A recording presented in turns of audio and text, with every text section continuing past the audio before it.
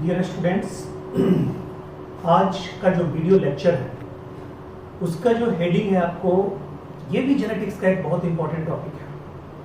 उसका नाम है क्रोमोसोमल थ्योरी ऑफ इनहेरिटेंस। पहले आपको क्या क्या करवा चुके हैं, इंट्रोडक्टरी ऑफ जेनेटिक्स, उसके बाद मेंडल साहब की बायोग्राफी, मेंडल साहब का पाइसम सेटाइवम को चूज करने का रीजन, उनका मोनोहाइब्रिड क्रॉस, उनका डायहाइब्रिड क्रॉस, उनके 4 theories but 3 laws, 4 theories, theory of unique factor और 1 character, law of dominance, law of segregation और law of purity of gametes, law of independent assortment, फिर उसके बाद एक्सेप्शंस ऑफ मेंडल्स लॉ। तो 1 gene 1 character, इसके exception कौन थे? इसके एक्सेप्शन थे प्लियोट्रॉफिक इनहेरिटेंस, पॉलीजेनिक इनहेरिटेंस, उसके एग्जांपल्स। फिर लॉ ऑफ डोमिनेंस के थे इनकम्प्लीट डोमिनेंस, कोडोमिनेंस, ये सब कुछ विद एग्जांपल। मल्टीपल एलीलिज्म, ये भी आपको बताया, मल्टीपल एलीलिज्म ये भी बताया, ब्लड ग्रुप का एग्जांपल, उनका क्रॉस वगैरह सब कुछ। अब जो पढ़ना है वो पढ़ना है chromosomal theory of inheritance. Very very important topic. हम लोग ज्यादा उलझनों में नहीं जाएंगे, ज्यादा डायग्राम में नहीं जाएंगे, बट एनसीईआरटी के एक एक पॉइंट को पकड़ के चलेंगे। जो हमारा पॉइंट छूटे भी, ये बहुत पुरानी बातें चली आ रही है कि क्रोमोसोम क्या है, क्रोमोसोम का स्ट्रक्चर क्या है। क्रोमोसोम में 2 क्रोमेटिड होते हैं, दोनों क्रोमेटिड पे सेम टाइप के एलील्स होते हैं। एक जीन के 2 कॉपी होते हैं जो कैरेक्टर को डिसाइड करते हैं। उन दोनों कॉपी को ही क्या बोलते हैं? एलील्स। यानी एक क्रोमोसोम में अगर 2 क्रोमेटिड है तो दोनों पे एलील्स होते हैं, सेम एलील्स होते हैं। ये सब चीजें हम देखेंगे, but chromosomal theory of inheritance में क्या क्या नई बातें होंगी। तो पहला क्वेश्चन आज के वीडियो का यही है कि क्रोमोसोमल थ्योरी ऑफ इनहेरिटेंस की जरूरत क्यों पड़ी, मेंडल साहब के वर्क को ही आगे क्यों नहीं बढ़ाया गया। तो चलिए उस पर देखते हैं। आपको पता होगा कि मेंडल साहब ने अपना एक्सपेरिमेंट कब स्टार्ट किया था? 1856 में। मेंडल साहब का एक्सपेरिमेंट कब था? ठीक है, यानी कि मेंडल के बारे में अगर बात करें, ठीक है, तो मेंडल साहब का एक्सपेरिमेंट 1856 में स्टार्ट हुआ था। एक्सपेरिमेंट, ओके, ये 1800, ठीक है, कब तक? तो कहता है 63 तक ये चला, ठीक है। 1864 में पेपर प्रिपेयर हुआ और 1865 में पेपर पब्लिश हुआ।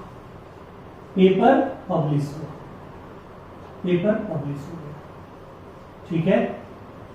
यानी कि इसमें एक्सपेरिमेंट स्टार्ट हुआ, इसमें पूरा हुआ, कंप्लीट हुआ, इसमें पेपर प्रिपेयर्ड और पेपर पब्लिश कब हुआ? 1865 में।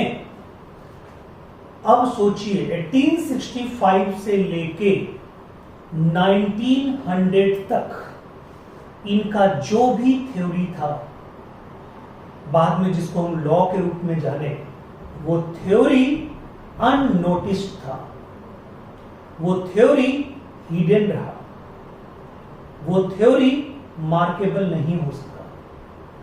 उसके कई रीजन थे। इस चीज को भी जानना जरूरी है, यहां से भी नीट में क्वेश्चन आता है। यानी क्रोमोसोमल थ्योरी ऑफ इनहेरिटेंस की जरूरत पड़ी क्यों? ठीक है, सूटोन एंड बोवेरी ने ये क्यों दिया? ठीक है, ये क्यों दिया? ठीक है, यानी कि क्रोमोसोमल थ्योरी की जरूरत क्यों पड़ी? अब सुनिए, क्रोमोसोमल थ्योरी के जन्म के पीछे की कहानी मेंडल साहब के वर्क का इतने दिनों तक फेल्योर होना रहा। फेल्योर कहते हैं मतलब हिडन रहना, अननोटिस, दुनिया के सामने नोटिस नहीं किया। तो क्या क्या रीजन थे जिसके कारण ये आया, ठीक है। तो कहता है कि मेंडल साहब के वर्क को, ठीक है, 1865 से लेके, ठीक है, 1900 तक लगभग 35 ईयर तक हिडन रहने का कारण था।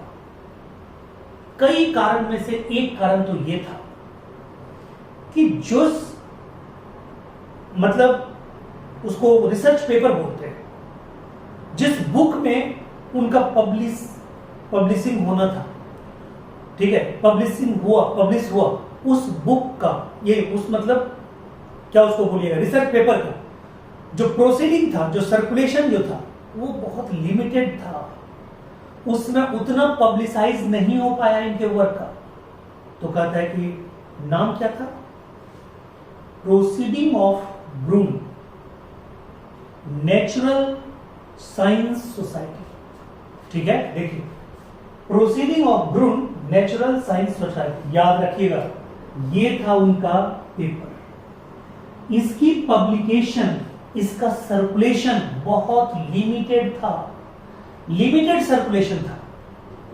यानी कि मेंडल के वर्क के रिजल्ट को, इतने बेस्ट रिजल्ट को दुनिया के सामने नहीं आने का सबसे बड़ा रीजन था कि proceeding of Brunn natural science society, जो ये पेपर था, मतलब जिसमें पब्लिश हुआ था, उसका सर्कुलेशन बहुत ज्यादा लोगों तक नहीं था, वेरी लिमिटेड, ठीक है, सर्कुलेशन था। ओके, अगर सर्कुलेशन हो तब तो लोग जाने, तब तो लोग पहचाने उस चीज को, ठीक है। पहला ये रीजन था। दूसरा रीजन था नॉट सपोर्टेड बाय कॉन्टेम्पररीज लाइक। उस समय जानते हैं दो साइंटिस्ट बहुत चलती में थे, जिस पे मुहर लगाते थे वो साइंटिस्ट की बल्ले बल्ले, यानी उनके वर्क को सपोर्ट करने वाला जो कॉन्टेम्पररीज उस समय जो उनके थे, प्रतिद्वंदी जो थे, ठीक है, जो उसमें उनके सपोर्टर हो सकते थे, वो नहीं थे, ठीक है। उसमें दो आदमी थे, दो साइंटिस्ट की बरह चला चलती थी। उन दोनों ने अगर सपोर्ट किया होता, उन दोनों ने अगर नोटिस में लाया होता, तो इस थ्योरी का आज फ्यूचर कुछ अलग होता, उस समय फ्यूचर कुछ अलग होता। थ्योरी पहले ही नोटिस में आ जाती, 1865 के आसपास ही नोटिस में आ जाता, 35 साल इंतजार नहीं करना पड़ता। उस साइंटिस्ट का नाम क्या था, डार्विन एंड वेलेक, जिसको वेलेस भी बोलते हैं, डार्विन, ठीक है। तो लीजिए, डार्विन, ठीक है, एंड वेलेस, ठीक है, ध्यान दीजिएगा, डार्विन एंड वेलेस ये थे। ये डार्विन एंड वेलेस ऐसे साइंटिस्ट थे, ठीक है, ये डार्विन एंड वेलेस ऐसे साइंटिस्ट थे जिन्होंने क्या किया, ये डार्विन एंड वेलेस ऐसे साइंटिस्ट थे जिन्होंने क्या किया, सपोर्ट नहीं किया, मेंडल के लॉ को रिकॉग्नाइज नहीं किया, ठीक है, सपोर्ट नहीं किया। 1 मिनट,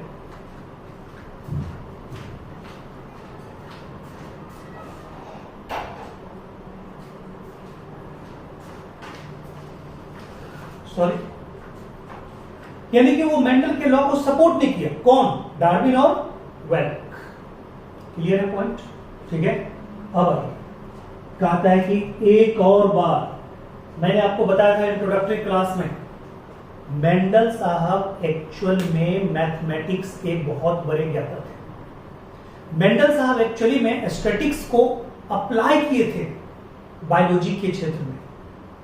मेंडल साहब ने हाइब्रिडाइजेशन एक्सपेरिमेंट का रिजल्ट जो तैयार किया था, उसमें स्टैटिक्स का एप्लीकेशन किया था। स्टैटिस्टिकल थ्योरी से उन्होंने उसका सारा डाटा कलेक्ट किया था। उस समय के साइंटिस्ट को, डार्विन साहब को, वेलेस साहब को, उनकी ये सिद्धांत पसंद नहीं आई। उनको उस समय के बायोलॉजिस्ट ने एक्सेप्ट ही नहीं किया कि मैथमेटिक्स और स्टैटिक्स का एप्लीकेशन भी बायोलॉजी में हो सकता है। और मैंने आपको बताया था कि बायोलॉजी में स्टैटिक्स और मैथमेटिक्स के एप्लीकेशन को हम लोग बोलते हैं बायोमेट्री। तो बायोमेट्री को भी उस समय के साइंटिस्ट ने बायोलॉजी के लिए एप्लीकेबल नहीं समझा, उसको वैल्यू नहीं दिया। ठीक है, पहला लिमिटेड सर्कुलेशन, दूसरा not supported by contemporaries like Charles Darwin, Wallace. फिर कहता है biometric theory is not acceptable, कोई एक्सेप्ट ही नहीं किया। चौथा कहता है ये कोई जो ये फैक्टर बोलते थे ना, उसका ये कोई बहुत बड़ा प्रूफ नहीं दे पाया, एक्सपेरिमेंटल रिसर्च प्रूफ नहीं दे पाया। ठीक है कि भाई ये ऐसे है, ये ऐसे है। उन्होंने थ्योरेटिकल प्रूफ दिया और क्रॉस का डाटा दिया स्टैटिस्टिकल, बट वो कोई फिजिकल प्रूफ अपीयर नहीं करवा पाया। कौन? मेंडल साहब।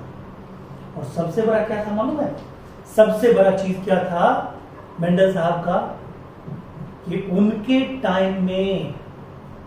टाइम में ना तो क्रोमोसोम की डिस्कवरी थी, ना तो सेल डिवीजन की डिस्कवरी थी, ना तो सेल के बारे में बहुत ज्यादा इंफॉर्मेशन था। ठीक है, ना तो सेल साइकिल के बारे में कुछ ज्यादा जानकारी था। सबसे बड़ी बात, उनके टाइम तक माइक्रोस्कोप की डिस्कवरी बहुत अच्छे लेवल पे थी। इलेक्ट्रॉन माइक्रोस्कोप तो था ही नहीं। ठीक है, इलेक्ट्रॉन माइक्रोस्कोप 1950 में आया। लो लेवल का माइक्रोस्कोपी भी उसमें नहीं था, यानी कि जो microscopy which is the backbone of cell biology, which is the backbone of genetics, was not discovered at that time. उस टाइम तक सेल के बारे में बहुत ज्यादा कुछ दुनिया के सामने नहीं था, खास करके सेल डिवीजन, खास करके न्यूक्लियस के अंदर का स्ट्रक्चर, खास करके न्यूक्लियस के अंदर क्रोमोसोम का पूरा स्ट्रक्चर नहीं था। उनके बाद यानी कि 1884 में तो मर गए, और उनके मरने के 16 साल बाद, ठीक है, 1883-4 में वो मरे। तो कहता है कि जो भी ईयर हो, किसी बुक में 1883, किसी में 1884, आप उस झंझट में मत पड़िए। ये क्रोनोलॉजी से क्वेश्चन आपको नहीं आएगा, क्रोनोलॉजी से वही क्वेश्चन आएगा जो एनसीईआरटी में दिया हुआ है। अब सुनिए, ध्यान से सुनिएगा। कहता है इनके वर्क को दुनिया के सामने लाने वाले कितने साइंटिस्ट थे? 3 साइंटिस्ट थे। मैंने पहले बताया कौन कौन? कॉरिन साहब जर्मनी के, ह्यूगो डी व्राइस हॉलैंड के, सेरमैक, उसको सेरमैक बोलिए, टीसरमैक बोलिए, टी साइलेंट करके सेरमैक बोलिए, ऑस्ट्रिया के। ये तीनों साइंटिस्ट ने 1900 में उनके वर्क को दुनिया के सामने लाया। इनके वर्क को कहां पे लाया? दुनिया के सामने लाया। ठीक है, इनके वर्क को दुनिया के सामने लाया, और तब जाके दुनिया को पता चला कि मेंडल ने इतना बड़ा एक्सपेरिमेंट करके चले गए जिसको 35 साल तक लोगों ने नोटिस नहीं किया। ठीक है, तो कहता है ये तीनों साइंटिस्ट को हम लोग नियो डिस्कवरर बोलते हैं। इन तीनों साइंटिस्ट को हम लोग नियो मेंडेलियन बोलते हैं। क्लियर है पॉइंट? ठीक है, तो सोचिए, ये कहानी है मेंडल के वर्क को अननोटिस्ड रहने का, हिडन रहने का, ठीक है, रिमार्केबल नहीं होने का ये रीजन था। क्लियर है? यहां से आपको क्वेश्चन आ सकता है। 1 2 3 4 5 पॉइंट्स। आफ्टर 1900 3 साइंटिस्ट, कौन कौन बताइए? कॉरिन्स ऑफ, कहां पे? जर्मनी। ठीक है, दूसरा ह्यूगो डी व्राइस ऑफ, कहां पे? Hugo de Vries of Holland. ठीक है, और तीसरा क्या था? तीसरा सेरमैक। ठीक है, ये कहां के? Of Austria. इन्होंने मेंडल साहब के वर्क को दुनिया के सामने लाया। इनको क्या बोलते हैं? रीडिस्कवरर ऑफ मेंडेलियन थ्योरी। ठीक है, या इनको नियो मेंडेलियन भी बोलते हैं, नियो मेंडेलियन भी बोलते हैं, इनको नियो मेंडेलियन भी बोलते हैं। बोलिए, क्लियर है पॉइंट? ठीक है, तो ये मैं बिठा दूं आपको। ठीक है, यहां तक आपको क्लियर हो गया?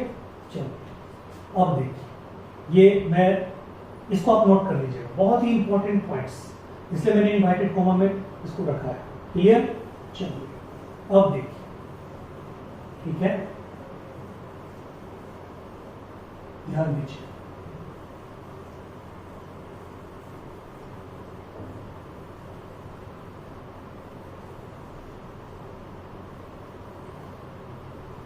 अब देखिए, ठीक है, अब यहां पे जरा देखिए, कहता है उसके बाद, ठीक है, कहता है कि मेंडल, क्वेश्चन देखिए, Mendel's published paper found out by, ठीक है, कहता है कि मेंडल के पेपर को दुनिया के सामने फिर से रीप्रिंट करके कौन लाया, किस बुक में लाया?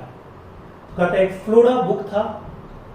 फ्लोरा मतलब फ्लोरा बुक क्या था? हर साल के, ठीक है, एक्सपेरिमेंटल चीजों को मतलब एक जगह पब्लिश करने का एक प्लेटफॉर्म था फ्लोरा। तो फ्लोरा जो 1901 का था, उसमें पब्लिश हुआ मेंडल का एक्सपेरिमेंटल पेपर, फिर से किसके द्वारा? ह्यूगो डी फ्रांस के द्वारा। किसके द्वारा? Hugo de France. ये क्वेश्चन पूछा हुआ है ह्यूगो डी फ्रांस के द्वारा, ठीक है, क्लियर है? और कहता है what is the role of Bateson and Punnett?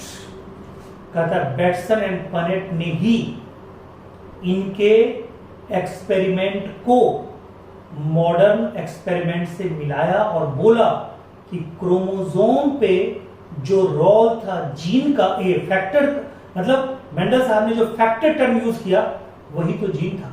यानी जीन और फैक्टर के रोल को दुनिया के सामने लाने वाले कौन थे? Bateson and Punnett. और बजाते उन्होंने प्रूफ किया सब कुछ।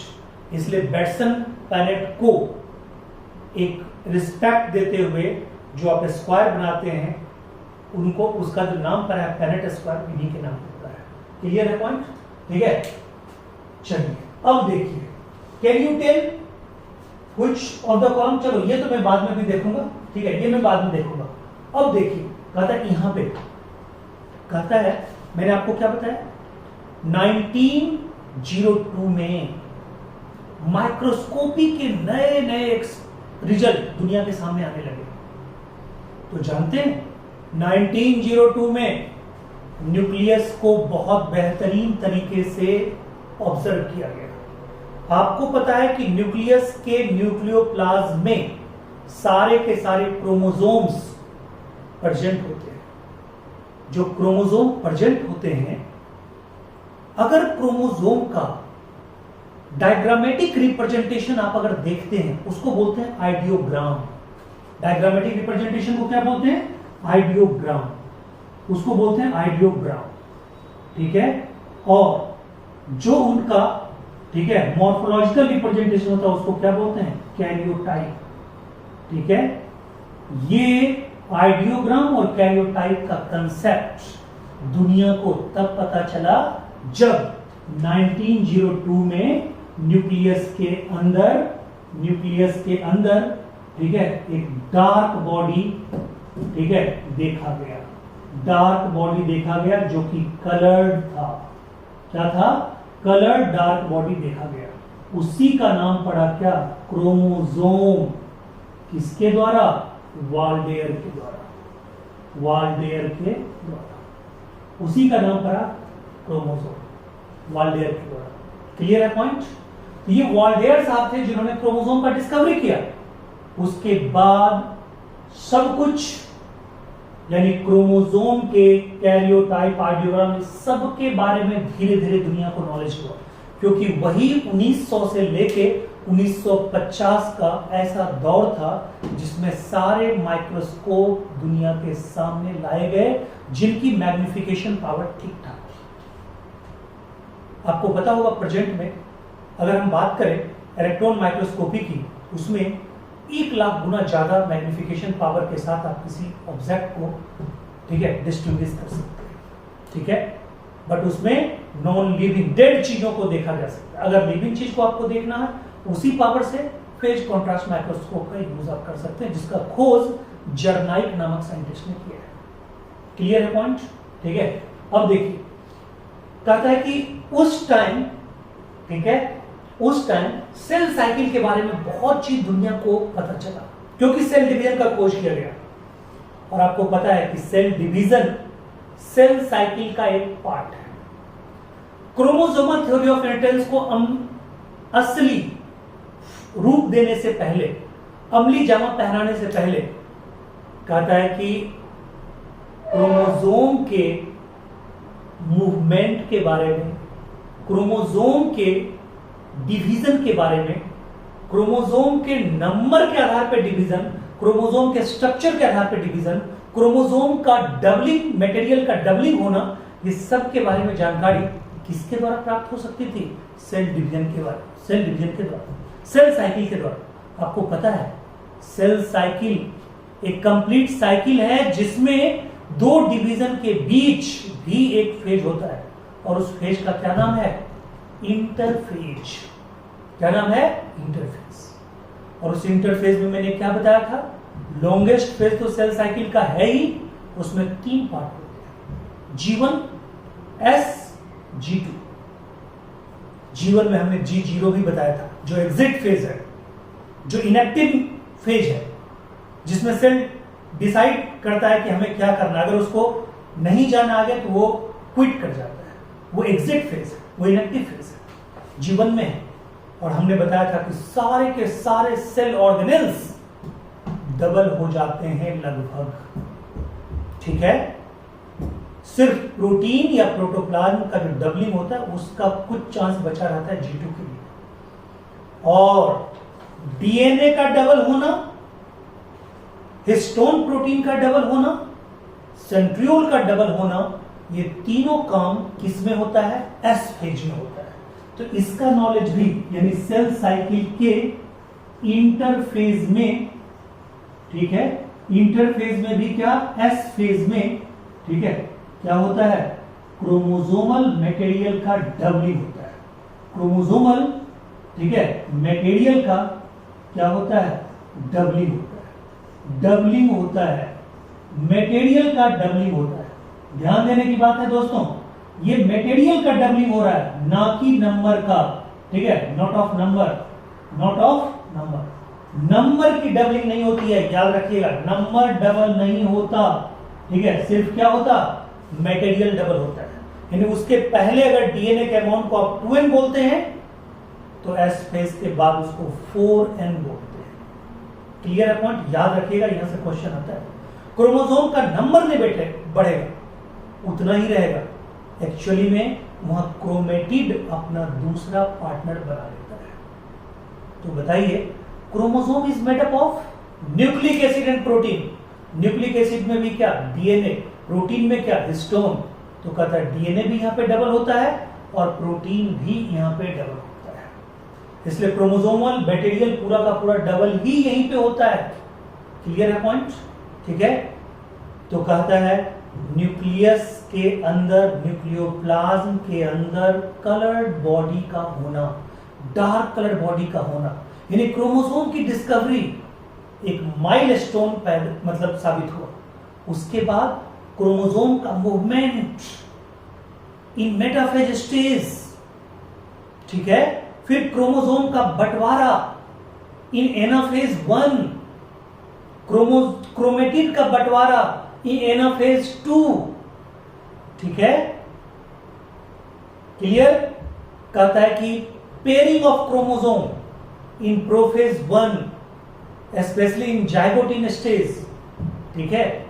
कहता है कि पार्ट का आपस में जुड़ना, ये क्रॉसिंग होना, crossing over in pachytene stage, these all support the revolution of the origin of chromosomal theory of inheritance. यानी क्रोमोसोमल थ्योरी ऑफ इनहेरिटेंस पहले भी आ सकता था, बट ये सबके जानकारी के बाद थ्योरी दिया गया। अब तो आ जाइए क्रोमोसोमल थ्योरी ऑफ इनहेरिटेंस। अच्छा, ये मैं बता दूं, इसके लिए एक्सपेरिमेंटल प्रूफ जो साइंटिस्ट दिया, उनका नाम था, क्या नाम था? TH Morgan. एक्सपेरिमेंटल प्रूफ एक ही आदमी ने दिया, ठीक है। वो कौन दिया? ठीक है, टीएच मॉर्गन। टीएच मॉर्गन साहब ने दिया। क्या दिया? Experimental proof. इन्होंने क्या लिया? एक्सपेरिमेंटल प्रूफ में क्या लिया? ड्रोसोफिला, ड्रोसोफिला, ठीक है, मिलेनोगैस्ट्री, मिलेनोगैस्ट्री। ये ड्रोसोफिला मेलानोगास्टर, इसका साइज मात्र कितना होता है मालूम है? 2 मिलीमीटर। ठीक है, अब आप सोचिए ये किस पे होता है? ये इसको क्या बोलते हैं? Fruit fly. क्या बोलते हैं? Fruit fly. और ये 2 प्लांट पे सबसे ज्यादा होता है, मैंगो पे और बनाना पे, वो भी राइपेंड। ठीक है, Drosophila melanogaster was the experimental material of T H Morgan. Clear है? इन्होंने भी बहुत चीज दुनिया को बताया और इसके लिए एक्सपेरिमेंटल मटेरियल क्या चूज किया? Drosophila melanogaster. क्यों इसको चूज किया? इसके बारे में 5-6 पॉइंट हैं, वहां से भी क्वेश्चन आएगा। आपको बहुत लोग क्या करेंगे, एक से एक यहाँ पे डायग्राम बनाएंगे, ये बनाएंगे, वो बनाएंगे, और सिंपल सा चीज बनाने में बताने में आपको लगाएंगे वो 15 से 20 मिनट 40 मिनट। मेन इंफॉर्मेशन को नहीं बताएंगे, आप मेन पे इंफॉर्मेशन क्या, वो सिर्फ ये बताने के लिए कि क्रोमोसोम पेयर्ड में होते हैं, डिप्लॉयड सेल में, गैमीट में हैप्लॉयड होते हैं, अकेले होते हैं, एलियंस भी डिप्लॉयड सेल में पेयर में होते हैं, तभी एलियंस बोलते हैं। उसमें जब गैमीट फॉर्मेशन होता है तो सिंगल जाति, बताने के लिए पूरा डायग्राम वगैरह इधर उधर सब कुछ। लेकिन इसके पीछे की कहानी मैं आपको बता रहा हूं, तो पीछे की कहानी याद रखिएगा। क्रोमोसोमल थ्योरी ऑफ इनहेरिटेंस के पीछे की इतिहास आप याद रखिएगा और इसको नोट कीजिएगा। अब आगे चलिए, यानी कि टीएच मॉर्गन साहब ने ड्रोसोफिला मेलानोगास्टर को चूज क्यों किया? चूज किया उसका रीजन क्या था? इसको लैब में इजिली ग्रो करवाया जा सकता है, लैब में इनकी ब्रीडिंग बहुत आसानी से की जा सकती है, लैब में कल्चर मीडियम में ये आसानी से एडजस्ट हो सकते हैं क्योंकि इनका एज बहुत कम होता है। शॉर्टेस्ट लाइफ साइकिल होती है मात्र 2 वीक, शॉर्टेस्ट लाइफ साइकिल। तो बताइए अगर शॉर्टेस्ट लाइफ साइकिल है तो क्या होगा? मात्र 2 वीक के अंदर इनके सारे जो रिजल्ट इनमें क्रॉस करवा के हम देखना चाहेंगे 2 सप्ताह के अंदर इनका रिजल्ट आता है। तो कहता है ये लैब में इजिली ग्रो किए जा सकते हैं, शॉर्टेस्ट लाइफ साइकिल होता है, इनकी बायोटिक पोटेंशियल, इनकी रिप्रोडक्टिव पोटेंशियल बहुत ज्यादा हाई होता है। ठीक है, एक एक दिन में हजार ये, ठीक है, एग प्रोड्यूस कर सकते हैं। क्लियर? तो कहता है इनका रिप्रोडक्टिव पोटेंशियल क्या है? बहुत ज्यादा। और जानते हैं क्या है? इनके मेल और फीमेल को आप ज्यादा इजीली ऑब्जर्व कर सकते हैं, ड्रोसोफिला के मेल और फीमेल को। आप कहिएगा ड्रोसोफिला को मैंने क्यों इतना बता रहे हैं? क्योंकि आगे आपको क्रोमोसोमल थ्योरी ऑफ इनहेरिटेंस के आगे आपको क्या करना है? लिंकेज और क्रॉसिंग ओवर, जो हमारा अगला लेक्चर वीडियो होगा, ड्रोसोफिला पे ही पूरा लिंकेज प्रोग्राम किया गया है। तो ड्रोसोफिला के बारे में जम के जानिए।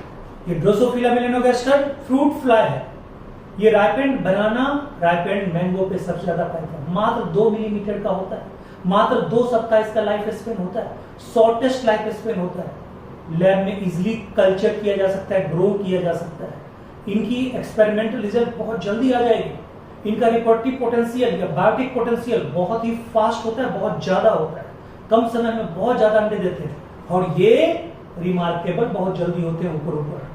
यानी कि इनके मेल और फीमेल को आप इजीली डिस्टिंग्विश कर सकते हैं। किसी भी स्पेसीज में मेल और फीमेल को अलग अलग पहचानना, that is called sexual dimorphism. Clear है? जैसे स्केरिस में सेक्सुअल डायमॉर्फिज्म आप क्लियर जान जाते हैं। ठीक है, एक कर्व्ड मेल और फीमेल स्ट्रेट। फिर आप जानते हैं कॉकरोच में आप इजिली मार्केबल कर सकते हैं, इजिली डिमार्केशन लाइन दे सकते हैं मेल और फीमेल में। मेल में एनल स्टाइल्स, फीमेल में सिर्फ एनल सर्सी, यानी कि एनल सर्सी दोनों में, एनल स्टाइल सिर्फ मेल में। ठीक है, याद रखिएगा उसका मेल स्टाइलिस होता है, ऐसे दिमाग में रखना है। क्लियर है पॉइंट? ठीक है, तो कहता है यहाँ पे फीमेल बड़े साइज की होती है और फीमेल में एक होती है ओविपोजिटर, ओविपोजिटर present in female, ओविपोजिटर is larger in size. तो इजिली आप डिस्टिंग्विश कर सकते हैं। ठीक है, क्लियर? और कहता है कि जेनेटिक, हाँ, इसमें क्रोमोसोम संख्या मात्र 4 पेयर, जैसे मर्जी उनका एक्सपेरिमेंटल रिजल्ट आप जल्दी जल्दी निकाल लीजिए, मात्र 4 पेयर, 8 क्रोमोसोम होते ओनली। ठीक है, वो भी बड़ा इजीली है। ठीक है, और इनमें वेरिएशन, व्हाइट कलर आई, ठीक है, ब्लैक कलर आई, मतलब इनमें वेरिएशन बहुत ज्यादा, इतने ज्यादा वेरिएशन होते हैं। मात्र 4 पेयर ऑफ क्रोमोजोम है, लेकिन इनका जो मॉर्फोलॉजिकल वेरिएशन है बहुत ज्यादा, और क्रोमोसोमल वेरिएशन भी है। हेट्रोमॉर्फिक क्रोमोसोम है। एक क्रोमोसोम को, इनका जो XY क्रोमोसोम होता है वो आसानी से आप देख सकते हैं, ठीक है, कि ये मॉर्फोलॉजिकली दोनों क्या होते हैं, बिल्कुल अलग। ये X अलग और बिल्कुल Y अलग, दोनों में समानता नहीं है। मतलब इजिली ऊपर ऊपर देख के आप पता कर सकते हैं कि हाँ ये हेट्रोमॉर्फिक है। यानी कि कोई क्रोमोसोम अगर ऊपर से ही देख के आपको पता चल जाए कि ये हेट्रोमॉर्फिक है, तो आपको इजी हो जाएगा उसको रिकॉग्नाइज करना। क्लियर है?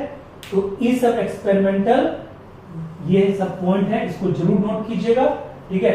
यानी heteromorphic sex chromosome, genetic variation observable, easily observable by microscope, यानी कि उनका जो जेनेटिक वेरिएशन होता है माइक्रोस्कोप के द्वारा इजीली ऑब्जर्व किया जा सकता है।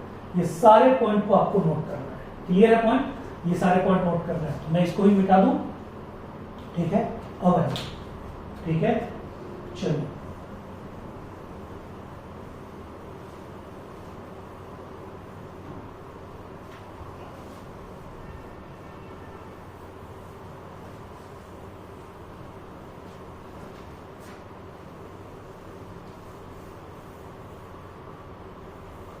अब देखिए, कहता है अब आइए क्रोमोसोमल थ्योरी ऑफ इनहेरिटेंस, इसके बैक की पूरी कहानी आप जान गए। अब देखिए क्रोमोसोमल थ्योरी ऑफ इनहेरिटेंस क्या बोलता है। क्रोमोसोमल थ्योरी ऑफ इनहेरिटेंस दिया गया है सूटोन एंड बॉबेरी के द्वारा। एक्चुअली है क्या, इसको आप ऐसे समझिए, ठीक है। जैसे आप डेली ड्यूटी में जा रहे हैं, एक सोसाइटी में आप रहते हैं, 30 लोग एक बस में बैठ के किसी ड्यूटी में जा रहे हैं, ओके। जाने का टाइम फिक्स है, आने का टाइम फिक्स है। Your duty site is second generation, your society gate bus stand is first generation, your bus is chromosome. यानी कि बताइए, ये एक जनरेशन से दूसरे जनरेशन आपको लेके जा कौन रहा है? बस क्रोमोसोम। यानी कि एक जनरेशन सोसाइटी का गेट, दूसरा जनरेशन वर्किंग साइट का गेट, दोनों में कम्युनिकेशन किसके द्वारा हो रही है? यहां से बस चली, वहां पहुंची। यानी कि हमारे पेरेंटल जनरेशन से हमारे में जो कैरेक्टर आ रहा है वो किसके थ्रू आ रहा है? क्रोमोसोम के थ्रू आ रहा है, पहली बात। यानी कि, और क्रोमोसोम के ऊपर क्या होता है? Gene. Genes are present on the chromosome, genes are linearly arranged on the chromosome. ये बात भी मॉर्गन साहब ने बताई थी, वेरी वेरी इंपॉर्टेंट। यानी कि जीन्स आर, ठीक है, लीनियरली अरेंज्ड, ठीक है, on chromosome, genes are linearly arranged on chromosome. ये जो है, इसको कहीं कहीं जीन पार्टिकुलेट थ्योरी भी बोलते हैं, ठीक है। और इसीलिए कहता है कि बोला गया कि दो, और जीन के पोजीशन को आप क्या बोलते हैं? जीन के पोजीशन को, ठीक है, जीन के हाउस को आप क्या बोलते हैं? इसको बोलते हैं लोकस। क्या बोलते हैं? लोकस, ठीक है। इसीलिए दो जीन के बीच की दूरी को डिस्टेंस बिटवीन, ठीक है, टू जीन, इसको आपने क्या बोला? डिस्टेंस बिटवीन टू जीन को बोलते हैं 1 सेंटीमॉर्गन। क्या बोलते हैं? 1 सेंटीमॉर्गन। डिस्टेंस बिटवीन टू जीन को क्या बोलते हैं? 1 सेंटीमॉर्गन। क्लियर है पॉइंट? ठीक है। तो ये टीएच मॉर्गन का ड्रोसोफिला, एक्सपेरिमेंटल मटेरियल ड्रोसोफिला के बाद जो उनका कंक्लूजन था, उसमें ये भी पॉइंट था। क्लियर है पॉइंट? ठीक है। अब आप आइए, तो मैं वो बता रहा था कि chromosomes are vehicle of gene, और क्रोमोसोम इक्विवेलेंट टू, इस एग्जांपल में क्या दिए? क्रोमोसोम किसके इक्विवेलेंट? बस के इक्विवेलेंट। दोनों, ये सोसाइटी का गेट, वर्किंग साइड का गेट, किसके इक्विवेलेंट? दो जनरेशन के इक्विवेलेंट। बस में जो सीटें हैं that is equivalent to locus, और उस लोकस पे बैठा हुआ gene that is equivalent to you, यानी कि जो ड्यूटी करने वाले हैं। यानी कि ड्यूटी करने वाले जो हैं वो उसी के बराबर में है, यानी कि ड्यूटी करने वाले जो लोग हैं वो उसी के बराबर में, यानी कि जीन के बराबर में, यानी पैसेंजर के बराबर में। क्लियर है पॉइंट? ठीक है, वो पैसेंजर के बराबर में। तो बताइए, यानी कि पहला लाइन क्या हो गया? पहला लाइन क्या हो गया? ठीक है, यानी chromosomes are vehicle of gene. ठीक है, कुछ कैरी कैरेक्टर, कुछ carry information from one generation to another generation. उसके बाद दूसरा बात क्या है? कहता है genes are always present on chromosome at a specific site which is known as locus. ठीक है, तीसरी बात, जीन का कॉपी जिसको एलील्स बोलते हैं वो भी पेयर में और क्रोमोसोम भी पेयर में। क्रोमोसोम के पेयर को बाइवेलेंट्स बोलते हैं, होमोलोगस क्रोमोसोम बोलते हैं, और जीन के जो कॉपी होते हैं उनके पेयर को एलील्स बोलते हैं। ठीक है, डिप्लॉयड सेल से जब हैप्लॉयड सेल बनते हैं, यानी सोमेटिक सेल से जब गैमेटिक सेल बनते हैं, तो कहता है कि उसमें एलील भी एक जाएगा, क्रोमोसोम भी एक ही जाएगा। ठीक है, एलील भी एक जाएगा, क्रोमोसोम भी एक ही जाएगा। यही 3 से 4 पॉइंट कहलाते हैं chromosomal theory of inheritance given by Sutton and Boveri. ठीक है, तो देखिए chromosomes are vehicle of gene, खूब अच्छे से एक्सप्लेन हो गया आपको। इस थ्योरी में हमने किसका एग्जांपल दिया? बस का। Chromosomes are just like bus, vehicle, gene यानी पैसेंजर, जगह लोकस यानी बस का seat, one generation to generation, working site और जहां से आपको जाना है वहां का। एग्जांपल समझ गए? कहता है both chromosomes and gametes are present in pair in diploid organism, और कहता है in gamete contain only one chromosome या ओनली वन एलील। ठीक है, और कहता है पेयर्ड कंडीशन ऑफ क्रोमोसोम। अच्छा, ये तो गैमेट हो गया, मेल और फीमेल गैमेट दोनों जब फ्यूज करेगा तो क्या बनेगा? जायगोट, यानी कि वहां पे फिर से क्रोमोसोम भी रीस्टोर्ड हो जाएगा और जीन भी वहां पे क्या होगा? रीस्टोर्ड हो जाएगा। क्लियर है पॉइंट? यानी कि जीन भी रीस्टोर्ड, क्रोमोसोम भी रीस्टोर्ड। कहां पे रीस्टोर्ड हो जाएगा? ठीक है, तो ये हो जाएगा रीस्टोर्ड। ठीक है, जायगोट में, यानी कि फर्टिलाइजेशन के बाद क्या बनता है? जायगोट। फर्टिलाइजेशन के बाद बनता है जायगोट और वहां पे जाकर रीस्टोर्ड हो जाएगा। क्लियर है पॉइंट? ये सारा पॉइंट क्लियर है? चलिए अब देखिए, अब एक क्वेश्चन। ठीक है, कहता है क्वेश्चन ये है, ठीक है, क्वेश्चन मिट गया था। टेल मी, ठीक है, in these following two column,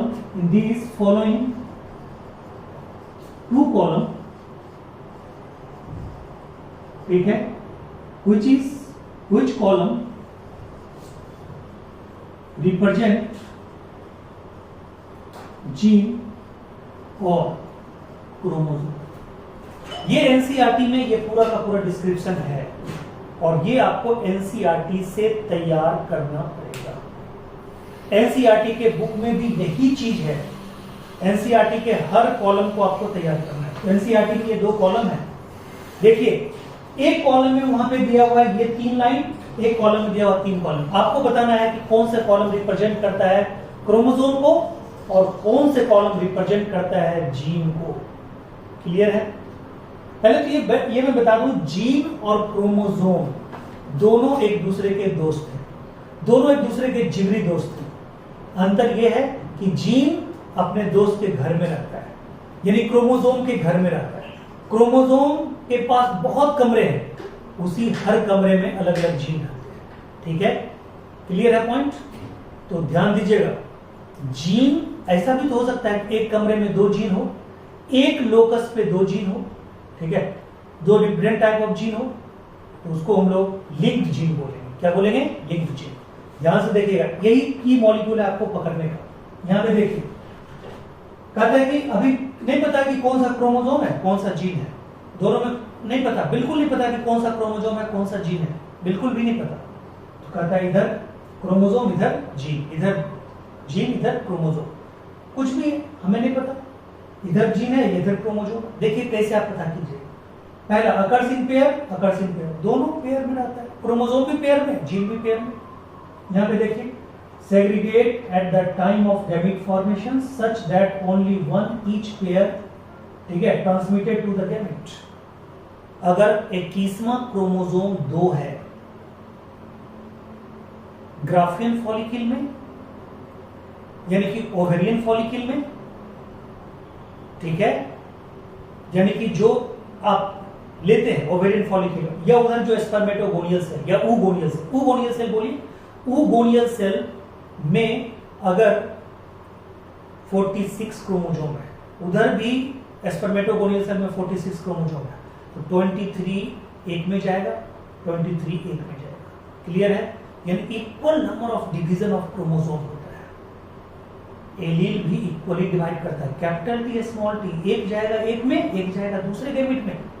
तो गैमेट फॉर्मेशन के टाइम में चाहे क्रोमोसोम हो चाहे एलील हो, दोनों इक्वली अलग अलग गैमेट में जाएगा। ये दोनों भी पॉइंट क्या है देख लीजिए, सेम है, बट यहां पे देखिए independent pair segregate independently to each other. कहता है अगर होमोलोगस पेयर है तो उसका एक क्रोमोसोम एक में जाएगा, एक क्रोमोसोम एक में जाएगा। बट जीन अगर लिंक्ड है, ठीक है, तो एक ही में जाएगा। नॉन लिंक्ड जो है, ठीक है, वो सेपरेटली जा सकता है। क्लियर है?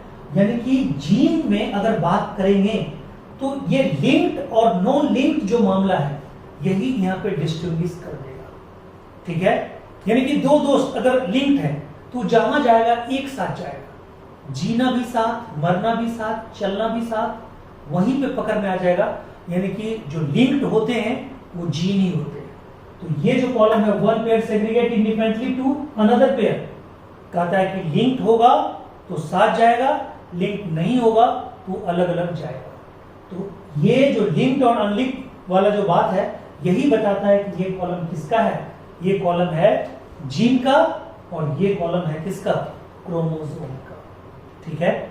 तो ये जो आपको था पूरा का पूरा किसके बारे में था, क्रोमोसोमल थ्योरी ऑफ इनहेरिटेंस। और मैं बता दूं ये जो क्रोमोसोम में जो दो क्रोमेटिड होते हैं वो दोनों क्रोमेटिड एक पॉइंट पे दोनों आपस में चिपके होते हैं, दैट इज कॉल्ड सेंट्रोमियर।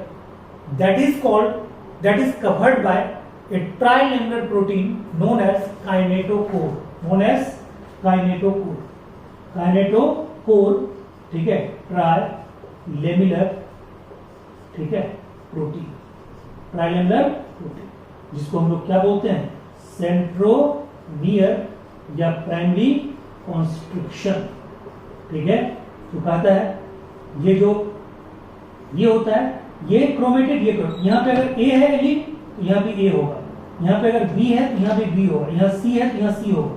बस ये एक एलील के दो कॉपी दोनों अलग अलग क्रोमेटिड पे होते हैं। क्लियर है point? This is all about your chromosomal theory of inheritance. Clear है पॉइंट? ये आपका पूरा का पूरा इंफॉर्मेशन लिख के आपको ये पूरा का पूरा तैयार करना है।